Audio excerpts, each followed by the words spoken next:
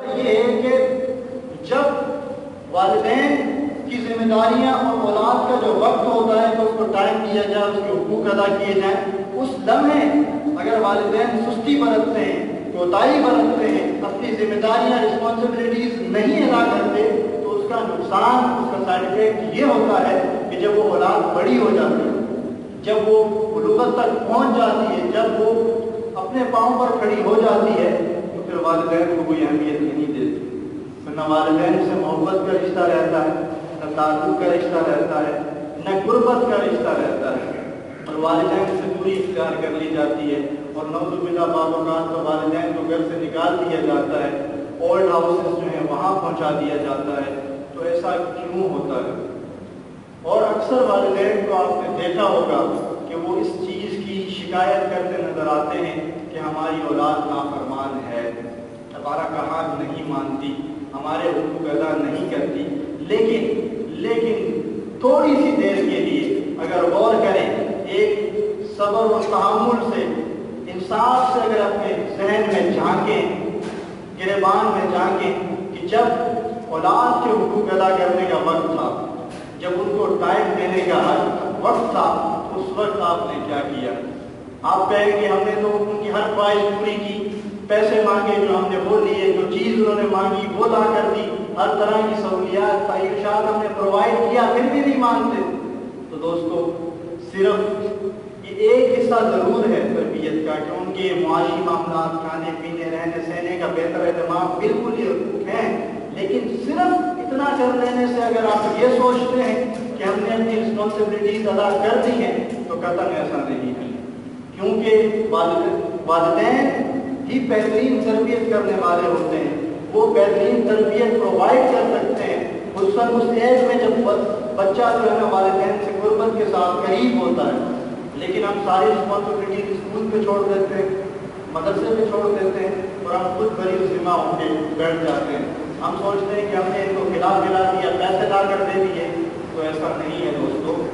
جب تک آپ ان کو وقت نہیں دیتے، ان کے ساتھ بیٹھتے نہیں ہیں، انہیں طور طریقے سکھاتے نہیں ہیں، ان سے پیار نہیں کرتے، محبت نہیں کرتے، ان کے ساتھ سیر و تفریح نہیں کرتے، انہیں سکھاتے سمجھاتے نہیں ہیں، ان کے ساتھ دوستانہ ماحول نہیں آپ جب تک بناتے، تب تک اولاد کا آپ کے ساتھ ریلیشن نہیں بن پاتا۔ اور پھر بعض اوقات لوگ پیسے کمانے کی دھن میں اس قدر آگے نکل جاتے ہیں کہ حلال اور حرام کی تمیز بھی ختم کر دیتے ہیں۔ اولاد کو اچھے کھانے کھلانے کے لیے، اچھی سہولیات پرووائڈ کرنے کے لیے اس قدر حد سے آگے نکل جاتے ہیں کہ حرام میں بھی پھر تمیز نہیں کرتے۔ اب آپ ذرا خود سوچیں کہ جس اولاد کی تربیت حرام مال سے ہوگی، حرام کے پیسے سے جس اولاد کی تربیت ہوگی، تو کل آپ اس سے کیا امید رکھتے ہیں؟ کیا وہ آپ کے حقوق ادا کرے گی، آپ کا ادب و احترام کرے گی؟ قطعاً ایسا نہیں ہوتا۔ آپ میں سے اکثر جن کا اگر گاؤں دیہات سے کہیں تعلق رہا ہو تو بعض پودے ایسے ہوتے ہیں جن کو اگر کھارا پانی دے دیا جائے یا گندا پانی ان کو دے دیا جائے تو پودے مرجھا جاتے ہیں، اور وہ پھل نہیں دیتے تھے، اس قابل ہی نہیں رہتے کہ وہ پھل دے سکیں۔ کیوں؟ کیونکہ ان کو جو غذا چاہیے تھی، ان کو جو پانی، جس طرح کا پانی چاہیے تھا، وہ اسے ملا نہیں۔ بچے بھی پھولوں کی طرح ہیں، بچے بھی پودوں کی طرح ہیں، بچے بھی کلیوں کی طرح ہیں کہ ان کو اگر صحیح تربیت، صحیح تعلیم آپ نہیں دیتے تو یہ بھی مرجھا جاتے ہیں۔ پھر ان کا مرجھانا اور ان کا پھل دینا دوسرے طریقے سے ہوتا ہے، وہ پھر والدین سے دوری، والدین کی نافرمانی اس صورت میں سامنے آتا ہے۔ تو لہٰذا یہ بہت کڑوا سچ ہے، ایک کڑوی حقیقت ہے جو کہ شاید والدین ایکسیپٹ کرنے کے لیے بھی میرے خیال سے تیار نہ ہو، لیکن اگر تعصب کی اینک اتار کر ذرا ٹھنڈے دماغ سے آپ سوچیں گے تو آپ کو خود پتہ چل جائے گا کہ کیا رسپانسبلٹیز آپ کی بنتی تھی وہ آپ نے ادا نہیں کی، لہذا جس کی وجہ سے یہ معاملات اور یہ ساری چیزیں ہمارے سامنے آ رہی ہیں۔ اور ہمارا معاشرہ، اب دیکھیں، ایک جنریشن گیپ کی آپ نے اصطلاح سنی ہوگی کہ جو بڑے ہیں اور جو چھوٹے ہیں ان کے اندر اس قدر گیپ آ چکا ہے کہ وہ ایک دوسرے کے قریب چند لمحے بیٹھنے کے لیے تیار نہیں ہے۔ کیوں؟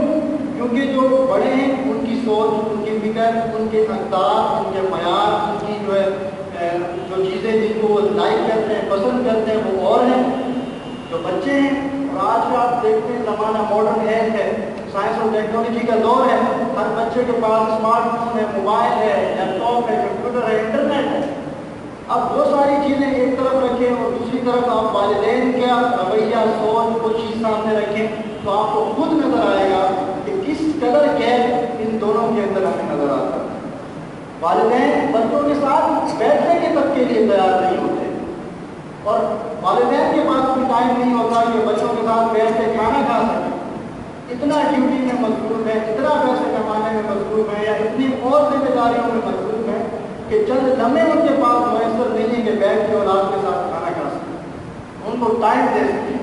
دوستوں یہ فطرت ہے, انسان کی فطرت ہے, جو شخص کسی کو ٹائم نہیں دیتا تو کوئی دوسرا بھی پھر اس کو ٹائم نہیں دیتا. اگر مطلب والدین چاہتے ہیں کہ ان کی اولاد ان کی فرمانبردار بنے, ان کا کہا مانے, ان سے پیار محبت کا رشتہ ان کے ساتھ استوار رہے, مضبوط رہے, تو دوستوں ابھی جن کی اولاد چھوٹی ہے ان کے پاس وقت ہے. آپ ان کے حقوق کو ادا کریں, ان کی صحیح تعلیم و تربیت کا آپ بندوبست کریں.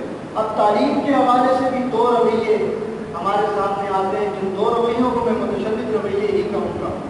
ایک رویہ جو بالکل ماڈرنزم اور پوسٹ ماڈرنزم کا عکس نظر آتا ہے, جو ماڈرن ایجوکیشن جسے ہم کہتے ہیں وہ نظر آتا ہے.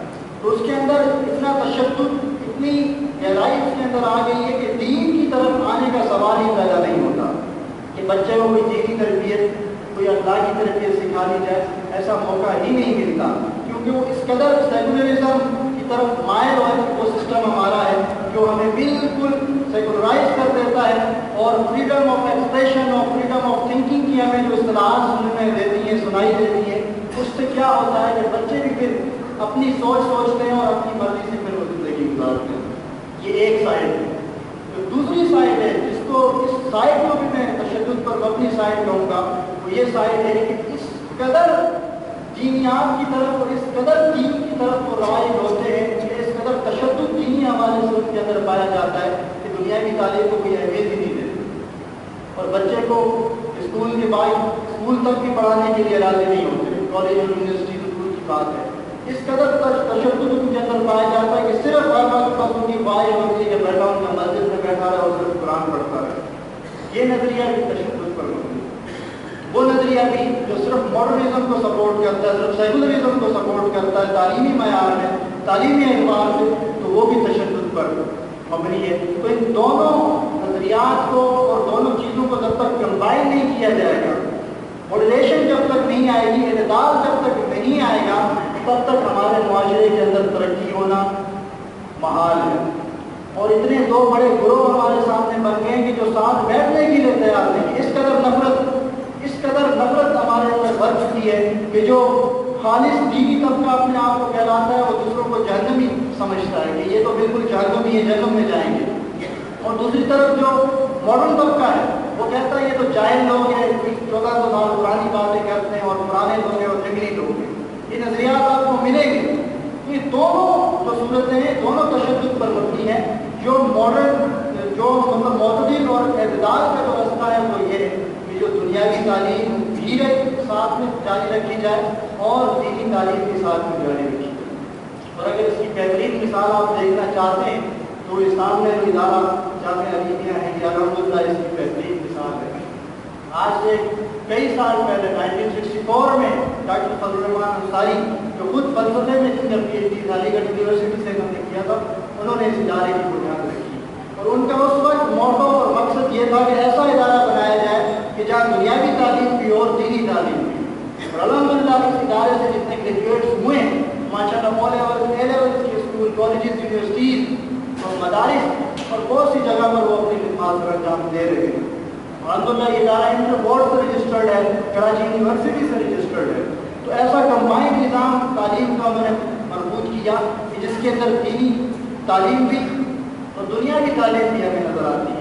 اور دینی اور دنیاوی تعلیم کا تو ہم نے خود سیپریشن کی ہے, لیکن حقیقت میں دینی اور دنیاوی تعلیم کا اسلام میں کوئی کانسیپٹ نہیں ہے. جو بھی علم ہے, جو بھی نالج ہے وہ اللہ کی عطا کرتا ہے, وہ اسلامی ہی ہے. اگر کوئی بایولوجی کیمسٹری فزکس میں اگر وہ علم حاصل کر رہا ہے اور اس کے تھرو وہ انوینشنس کرتا ہے ملک کی سلامتی اور بقا کے لیے اور ہیلتھ کے حوالے سے وہ ورکنگ کرتا ہے، تو کیا یہ غلط ہوگا؟ کیا اسلام اس کی تردید کرے گا؟ ایسا نہیں ہے۔ اسلام ہر نالج کو ایکسیپٹ کرتا ہے، اسے ویلکم کرتا ہے۔ صرف اسلام اس چیز کو منع کرتا ہے کہ جہاں جو اسلام کی حدود ہیں، جو باؤنڈریز ہیں، جب کوئی چیز اس باؤنڈری کو کراس کرتی ہے تو پھر اسلام وہاں اسٹاپ کرتا ہے۔ اس کے علاوہ اسلام ہر نالج کو، ہر سبجیکٹ کو ویلکم کرتا ہے، چاہے وہ کیمسٹری ہو، بایولوجی ہو، فزکس ہو، ان کے اندر فزیولوجی ہو، باٹنی ہو، یا پھر دوسری طرف اکنامکس ہو، سائیکولوجی ہو، فلسفی ہو، جتنے بھی علوم ہیں ان کو اسلام ویلکم کرتا ہے اور ان کی سیکھنے کی ترغیب بھی دیتا ہے۔ اور اسی طرح پھر دوسری طرف ہم دیکھتے ہیں جو فرائض علوم جنہیں کہا جاتا ہے، قرآن ہے، حدیث ہے، فقہ ہے، ان علوم کے بھی ساتھ ساتھ لے کے چلنے کی بات کرتا ہے۔ اور اگر آپ ہسٹری پہ نظر دوڑائیں، جب تک مسلمان پاور میں تھے، طاقت میں تھے، اس کی وجہ یہی تھی کہ ایک ہی ادارہ ہوتا تھا کہ جہاں سے ایک شخص عالم بھی بنتا تھا، ساتھ میں ڈاکٹر بھی بنتا تھا، عالم بھی بنتا تھا، ساتھ میں سائنٹسٹ بھی بنتا تھا۔ تب تک کا آپ دور دیکھیں کہ کس قدر انوینشن ہوئی ہے، کس قدر ترقی ہوئی ہے کہ جس کا ہم اندازہ نہیں لگا سکتے۔ تو تعلیمی حوالے سے یہ دونوں نظریات آپ کے سامنے میں نے رکھ دیے کہ جو تشدد پر مبنی ہے، اور اعتدال کا نظریہ کیا ہے وہ بھی آپ کے سامنے رکھ دیا۔ تو بات ہماری تربیت والدین پر چل رہی تھی، کیونکہ آپ نے سنا ہوگا کہ تربیت اولاد، لیکن میری اپنی ذاتی کانسیپٹ اور ذاتی رائے ہے، اس پر میں کچھ لکھ بھی رہا ہوں کہ اصل میں جو تربیت کی ضرورت ہے اولاد کو نہیں ہے، تربیت کی ضرورت والدین کو ہے۔ اگر آپ والدین اس میرے جملے کو برداشت کر سکیں یا سن سکیں، یا یہ جملہ یقین والدین کے لیے بڑا امیزنگ ہوگا اور بڑا ان کو شوق لگے گا کہ کیوں والدین کی تربیت کی کیا ضرورت ہے، تربیت تو اولاد کی ہوتی ہے۔ بالکل ٹھیک، تربیت اولاد کی ہوتی ہے، لیکن تربیت کرنی کس طرح ہے یہ تو والدین نے سیکھنا ہے۔ تربیت کے میتھڈ کیا ہوں گے، تربیت کا طریقہ کیا ہوگا، تربیت کی حکمتیں کیا ہوں گی، تربیت کا اسٹائل کیا ہوگا، یہ تو والدین نے سیکھنا ہے۔ تو لہٰذا اس حوالے سے والدین کو خود تربیت کی ضرورت ہے۔ جب تک والدین خود اپنی تربیت نہیں کریں گے، آپ بھول جائیں کہ کوئی اسکول سے، کسی کالج سے، کسی یونیورسٹی سے، کسی ماحول سے بچوں کی تربیت ہوگی تو ایسا نہیں ہو سکتا۔ لہٰذا والدین کو خود اس پر توجہ دینی ہوگی اور خود بچوں کے حقوق اور تربیت پر خصوصی توجہ دینی ہوگی۔ سب سے پہلے تو میں نے وہ بات بتا دی کہ تربیت میں جو سب سے پہلا فیکٹر ہے وہ حلال مال کا ہے۔ حلال مال کی کمائی سے جس بچے کی بھی تربیت ہوگی وہ کبھی نہیں بگڑے گا انشاءاللہ۔ اب ہم خود غور کر رہے ہیں کہ ہم جو کمائی کر رہے ہیں وہ حلال کی ہے یا حرام کی۔ ہر شخص جانتا ہے حلال اور حرام کوئی ڈھکی چھپی چیز نہیں، ہر شخص سمجھتا ہے کیا صحیح ہے کیا غلط ہے، اتنا شعور ہر شخص کے پاس موجود ہے، ہر شخص سمجھتا ہے۔ ملاوٹ کرنے والا بھی جانتا ہے کہ میں غلط کر رہا ہوں، چیزوں میں ڈنڈی مارنے والا بھی جانتا ہے کہ میں غلط کر رہا ہوں، لیکن پیسے کی چکر، پیسے کی لالچ میں وہ یہ بھول جاتا ہے کہ جس اولاد کے لیے میں زیادہ پیسے کما رہا ہوں حرام طریقے سے، یہ اولاد کل میرے ہی گلے پڑ جائے گی اور یہ کل میرے ہی سر آئے گی۔ یہ سوچتا نہیں ہے بندہ، صرف پیسے، بس پیسے۔ پیسے کمانے سے اسلام نے ہرگز منع نہیں کیا، بلکہ تجارت کی فضیلت بیان کی ہے کہ اگر 10% برکت ہے تو ان میں سے 9% برکت تجارت ہے، 1% برکت جو ہے نا جاب کے اندر برکت ہے۔ تجارت کو تو اسلام نے پسندیدہ قرار دیا اور اس کی طرف رغبت کی ہے، لیکن وہ کہ جو حلال تجارت ہو، جائز تجارت ہو۔ پیسے آپ کمائیں، پیسے جتنے کماتے ہیں، لاکھوں کمائیں، کروڑوں کمائیں، حلال طریقے سے کمائیں، لیکن دولت اور پیسے کی ہوس نہیں ہونی چاہیے۔ اس صرف کانسیپٹ ان دو چیزوں کو سامنے رکھ کے آپ اتنا مال کمائیں گے اور اللہ کی راہ میں خرچ کریں گے، اللہ آپ کو اتنا زیادہ دے گا اور اتنی بچوں کی اچھی تعلیم و تربیت ہوگی۔ تو سب سے پہلے تو تربیت کا جو اہم فیکٹر والدین کو جو سیکھنا ہے وہ سب سے پہلے حلال مال ہے۔ اس کے بعد جو بچے کی تربیت کا آغاز آپ کیا سمجھتے ہیں کہ کس ایج سے ہوتا ہے؟ 2 سال کی ایج سے، 1 سال کی ایج سے، 8 سال کی، 10 سال کی، 15 سال کی؟ کیا سوچتے ہیں کس سال کی ایج سے بچے کی یا کس سال کی عمر سے بچے کی تربیت کا آغاز ہوتا ہے؟ آپ کو حیرانگی ہوگی یہ سن کر کہ بچے کی تربیت کا جو آغاز ہوتا ہے وہ دوران حمل ہوتا ہے، کہ جب بچہ ماں کے پیٹ میں ہوتا ہے اس وقت سے بچے کی تربیت کا آغاز ہو چکا ہوتا ہے، اور ہم انتظار کرتے ہیں کہ بچہ بڑا ہو جائے، بولنا شروع کرے، تب ہم اس کو سکھائیں گے۔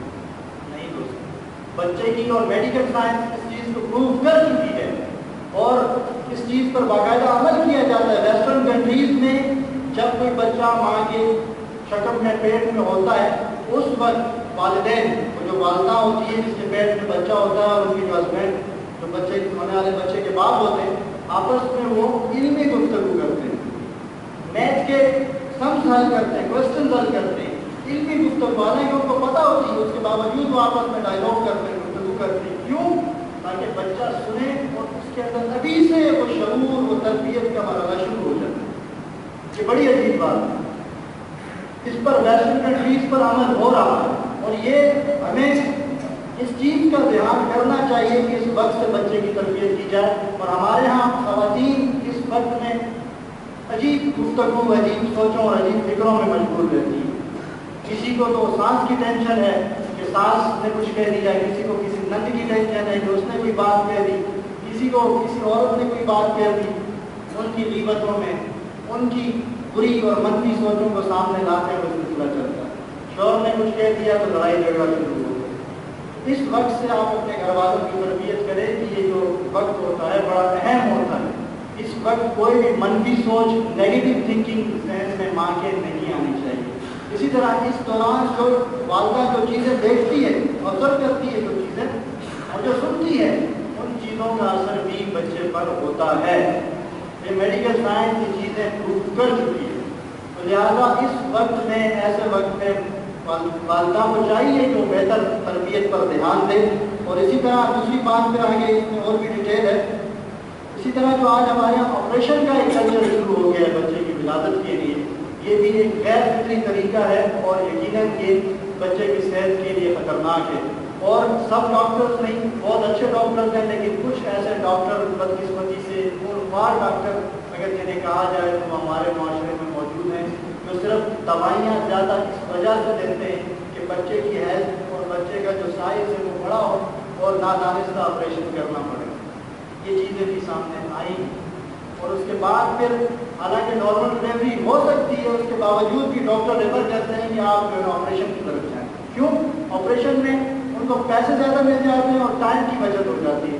اور ہمارے یہاں تو فیشن ہے ماڈرن گھروں میں کہ آپریشن کروا دیا جائے تاکہ جو ہے نا مسئلہ ہو۔ حالانکہ ایک فطرت، ایک فطرتی طریقہ، جو ایک نیچر کے اندر جو طریقہ موجود ہے، جب بچہ اس طریقے سے ہٹ کر جب باہر آئے گا تو اس کی صحت پر، اس کی سوچ پر اثر ضرور پڑے گا، لیکن وہ ہمیں اس وقت نظر نہیں آتا۔ تو لہٰذا ہمیشہ کوشش کی جائے کہ اچھے اور ایماندار ڈاکٹر سے رجوع کیا جائے اور ان سے صحیح رائے لی جائے۔ ہاں اگر اسلام آپریشن سے منع نہیں کرتا، ہاں اگر ایسی ایمرجنسی ہے کہ ماں کی صحت کو خطرہ ہے اور ماں کی جو ہے ڈیتھ ہونے کا خطرہ ہوتا ہے، بعض اوقات بچے کی ڈیتھ ہونے کا خطرہ ہوتا ہے یا بعض اوقات دونوں کی، تو ایسی صورت میں بالکل کوئی حرج نہیں ہے کروایا جائے، لیکن بغیر ضرورت کے اور خامخواہ سے جو چیز کروائی جاتی ہے وہ بڑی نقصان دہ اور ثابت ہوتی ہے۔ تو لہٰذا والدین کی تربیت میں یہ چیز بھی شامل ہے کہ وہ اس موقع سے بھی جو ہے بچیں۔ اور اسی طرح بچوں کو بچپن سے ہی آپ اسلامی تعلیمات کے حوالے سے بنیادی عقائد، چھوٹی چیزیں، کلمہ ہے، بسم اللہ ہے اور ماشاء اللہ اس طرح کے جملے بچوں کے سامنے بولیں، ریپیٹ کریں، ان کی تربیت اس کی وقت سے شروع ہو جائے گی، وہ پھر آپ کے ساتھ ساتھ ان جملوں کو، ان چیزوں کو ریپیٹ کریں تو اس وقت سے تربیت شروع ہوگی۔ تو ٹائم اب چونکہ کم ہے، انشاءاللہ اگلے جمعے بھی ہم اسی موضوع کو کنٹینیو کریں گے کہ جس کے اندر اخلاقی تربیت ہے، اس کے بعد نفسیاتی تربیت ہے اور اس کے اندر جو ہے حفاظتی تربیت، علمی، فکری اور فنی تربیت، جو معاشرتی سماجی تربیت اور گھریلو، یہ ساری تربیت کے حصے ہیں کہ جو اولاد کی تربیت والدین نے کرنی ہے، والدین کی ذمہ داری ہے۔ دوبارہ میں شروع والی باتیں ریپیٹ کروں گا تاکہ جو ہے وہ جو لوگ بعد میں آئیں وہ بھی سماعت کریں، جو پہلے سے سن چکے ہیں وہ دوبارہ سن لیں، کیونکہ جب تک اولاد کو ٹائم نہیں دیں گے، ان کی تربیت نہیں کریں گے اور ان کے اچھے تعلیم کا بندوبست آپ نہیں کریں گے اور ان کے لیے حلال کمائی آپ نہیں کمائیں گے، تب تک آپ کی اولاد سدھر نہیں سکتی۔ یہ بات آپ دیکھ لیں، کیونکہ یہ فطرت ہے، نیچر ہے۔ اگر آپ اس چیز سے اعتراف کریں گے تو پھر کل آپ بھی بیٹھ کر روئیں گے کہ ہماری اولاد نافرمان ہے۔ جن لوگوں نے اگر بچے کو ٹائم دینے کے وقت، تربیت کے وقت اچھی تربیت نہیں کی، اب ان کو رونے کی ضرورت بھی نہیں ہے، کیونکہ جب آپ نے انہیں وقت نہیں دیا، آپ نے ان کی تربیت نہیں کی، آپ نے ان کی صحیح کیئر نہیں کی، انہیں صحیح ایجوکیشن پرووائڈ نہیں کی، تو اب آپ کیوں رو رہے ہیں؟ کیونکہ آپ کے ساتھ تو ہونا ہی یہ تھا. اور پھر اولاد والدین کو گھر سے نکال دینے کی اور ساری باتیں ہم نے ڈسکس کی. تو لہٰذا جن کے پاس ابھی وقت موجود ہے تو وہ کیونکہ یہ بھی فرمایا گیا کہ اولاد ایک فتنہ ہے، آزمائش ہے. تو کئی طرح سے آزمائش ہے. تو آزمائش کی یہ صورت بھی ہے کہ صحیح تعلیم و تربیت کرنا بھی ایک کٹھن مرحلہ ہوتا ہے. یہ کوئی آسان بات نہیں ہے بچوں کی تربیت کرنا. تو ایک کٹھن مرحلہ ہوتا ہے. اس کے لیے بیٹھ کے پلاننگ کرنی ہوتی ہے. میاں بیوی کا آپس میں تعلق بہتر ہونا چاہیے اور بچے کی تربیت پر ڈسکشن کریں، غور و فکر کریں، اس کے لیے پلاننگس کریں. جو اس حوالے سے ماہر ہو گئے ان سے رابطہ کریں، سیکھیں، ٹرکس سیکھیں، تجربے سیکھیں، چھوٹی چھوٹی باتیں سیکھیں کہ جو بچے کی تربیت پر اثر انداز ہوتی ہے. تو ان موضوعات کے حوالے سے بات بہت کم کی جاتی ہے. تو لہٰذا کوشش کریں کہ جن کو اللہ نے اولاد کی نعمت سے نوازا ہے تو اس نعمت کی قدر کریں اور بچوں سے پیار کریں. جو مار پیٹ، اس کے حوالے سے ہم انشاءاللہ آئندہ میں بات کریں. جو مار پیٹ اور بہت زیادہ سختی ہے کہ بچے کو باغی بنا دیتی ہے اور بچے کے اندر والدین کی نفرت پیدا کر دیتی ہے اور پھر بچے ڈھیٹ ہو جاتے ہیں. پھر آپ انہیں بے شک بات کریں انہیں کوئی اثر نہیں ہوگا. تو بچوں سے پیار کریں، بچوں سے محبت کریں اور اسی طرح بیٹی سے بھی پیار کریں، بیٹی سے بھی محبت کریں. ہمارے معاشرے میں جس کے یہاں بیٹی پیدا ہو جائے تو برا سمجھا جاتا ہے. یہ بالکل وہی کلچر، وہی انداز ہے کہ جب جو ہے حضور کی بہتر سے قبل لوگ بیٹیوں کو زندہ درگور کیا کرتے تھے. آج ہم ان کو معاشرتی طور پر یتیم کر دیا ہے. وراثت میں بیٹیوں کو حق نہیں دیا جاتا، تعلیم و تربیت ان کی صحیح کی نہیں جاتی، اس کے حقوق پامال کیے جاتے ہیں. حالانکہ والد خصوصاً اس چیز کو بخوبی سمجھ سکتے ہیں کہ جتنا پیار بیٹی والد سے کرتی ہے بیٹا نہیں کرتا. ایک فطرت ہے. بیٹے کی محبت زیادہ تر والدہ کی طرف ہوتی ہے، وہ والدہ سے زیادہ محبت کرتا ہے، لیکن بیٹی جو ہے وہ والد سے زیادہ محبت کرتی ہے. ایک فطرت ہے. تو لہٰذا اس طرح سے صحیح تعلیم و تربیت. ہمارے یہاں کے سینئر استاد ہیں شیخ محمد اقبال لاہوری صاحب، تو ان سے ہماری اس پر بات ہو رہی تھی. تو وہ کہہ رہے تھے کہ آج کل بہت سارے بچے یتیم ہیں. میں نے کہا کہ کس طرح سے یتیم ہیں؟ انہوں نے کہا معاشرتی طور پر یتیم ہیں. حالانکہ ان کے والدین زندہ ہیں لیکن پھر بھی وہ یتیم ہیں کیونکہ وہ محبت پیار ان کو پرووائڈ نہیں کرتے. لہٰذا اس موضوع میں انشاءاللہ اگلے جمعے بھی ہم کنٹینیو کریں گے. ٹائم کمپلیٹ ہو گیا. تو دعا ہے اللہ تعالیٰ سے کہ اللہ تعالیٰ کی ان تمام چیزوں کو سمجھ کر عمل کرنے کی توفیق عطا فرمائے. وما توفیقی الا باللہ.